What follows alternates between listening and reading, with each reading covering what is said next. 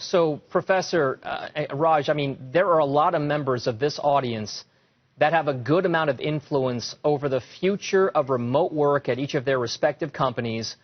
What exactly are the key things that they need to do to give their remote work paradigm a real shot at working for them in the medium to longer term? How exactly do they make it so that remote work is actually part of their DNA and not just something, to Darren's point, that is pandemic driven?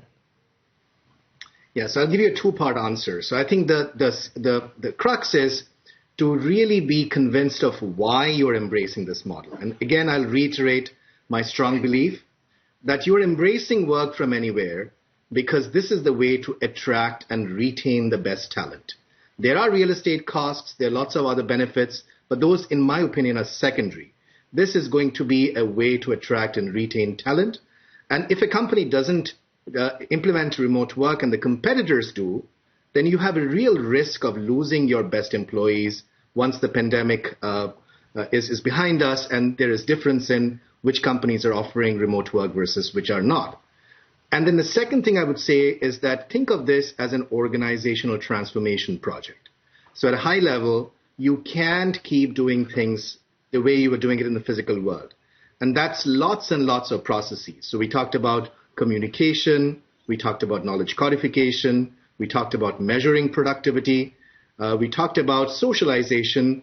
There is data privacy, there's regulation, labor laws, how you set salaries. And once again, in my HBR article on Work From Anywhere, I outline all of these processes. So really, you have to invest in a multi-month, maybe multi-year organizational transformation project, but most importantly, convincing your senior managers to embrace this model. All right, we've got just a few minutes left here. I'd like to take that few minutes here to get your final thoughts. I'd like to see something actionable from each of you folks. And I guess my question here is, if I'm an audience member right now looking to go back to my chief executive, my chief financial officer, my CAO, or somebody like that to say, hey, you know what, here's what we have to do to kind of get ourselves positioned to be a true remote work type environment. What is the next step, the most important next step? Professor, I'll start with you. For these attendees to go back and say, hey, this is what we need to do. What's that key next step for them? So I would focus on one single next step, and that is for the C-suite to embrace remote work and really act as the shining example of how to do it. So the C-suite should think of itself as a team, like any other team in the organization, and embrace a Slack channel and codify knowledge. I know Sid writes stuff down every day. So these habit changes that we talked about has to be embraced by the C-suite. And once they do it as an example, that just percolates down below the organization. Darren, what do you think? What's your next key step here for all of our attendees to get to a true work from home, remote work type environment?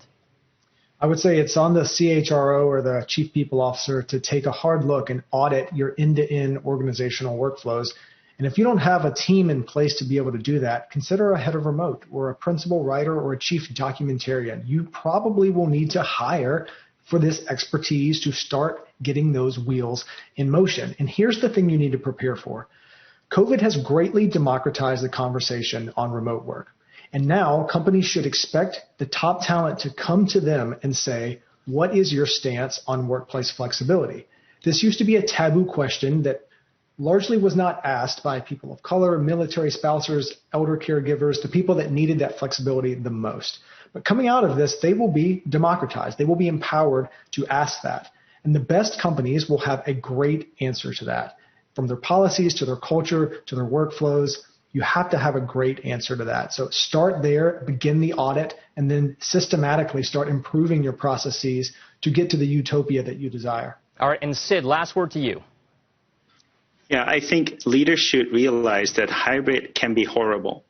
Right now, a lot of companies are forced to work remote, and it's working. It's working pretty well. Actually, productivity is up in a lot of companies. What a lot of companies are deciding now is like, okay, some of our people are leaving the major metro areas. We should offer the remote option. However, our people are saying, I want to work in the office. Those people are not missing the office. They are missing informal communication. You got to start organizing that. There's 20 steps, 20 different things you can do listed on our website. But they should realize that if you're going to try to do hybrid, you're going to have an A team and a B team. You're going to have the people in the office and the people who are deprived of information and career opportunities. Doing two kinds of working, two ways of working is very, very hard. And companies should not do that lightly. It's okay to say, we'll all go back to the office. It's okay to say we'll go all remote. But hybrid can turn out really bad. And I think that's something every HR leader right now should realize. All right. Big deals for sure and big thoughts as well. Our thanks to Professor Raj Chowdhury at the Harvard Business School. Be sure to check out his article, The Key Cover Story, in this month's Harvard Business Review. And to Darren Murph and Sid Sibrandy over at GitLab as well, A True Remote Workplace. Thanks very much, guys, and keep it tuned right here.